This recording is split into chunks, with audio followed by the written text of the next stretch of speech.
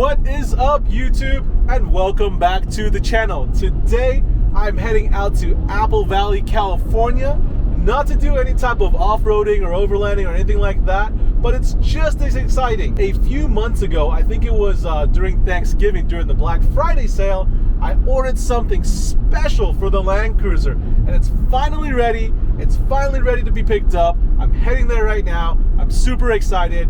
Can you guess what it is? If you can, drop a comment down below. So we're gonna be there shortly. Sit tight and check this out.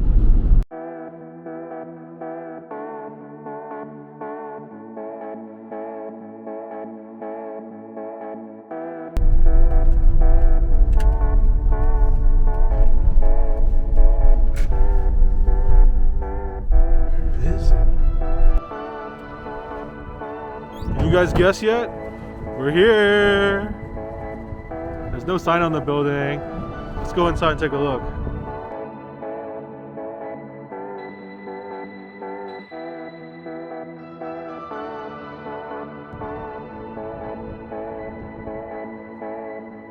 A few moments later. Oh, these are kind of heavy. If you haven't guessed by now, these are actually sliders.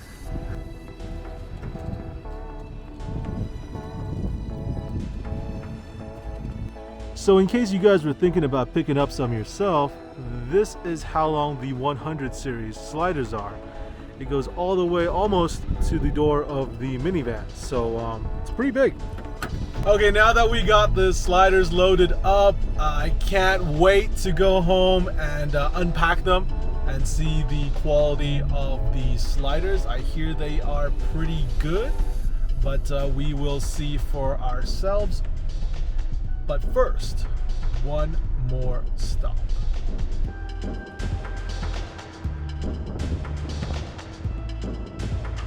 Alrighty, finally got these guys unloaded. Next step, let's open these guys up and see how good the quality is.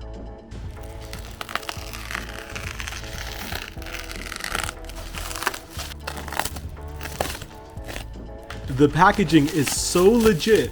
That just shows how much White Knuckle cares about you not receiving pre-scratched sliders. Finally, after getting all the packaging off, I get to see this masterpiece in person.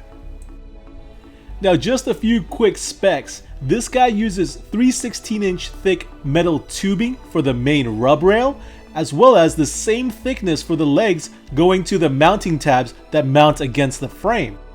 The outer tubing is 1 3/4 inch in diameter, plus it has the rear kickout for extra protection.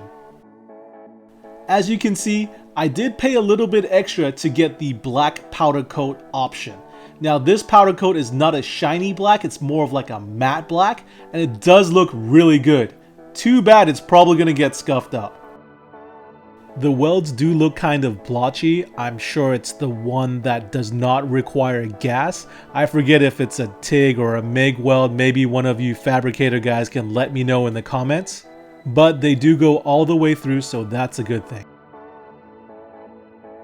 The base plates are 3/8 inch thick, and they utilize U-bolts to install against the frame.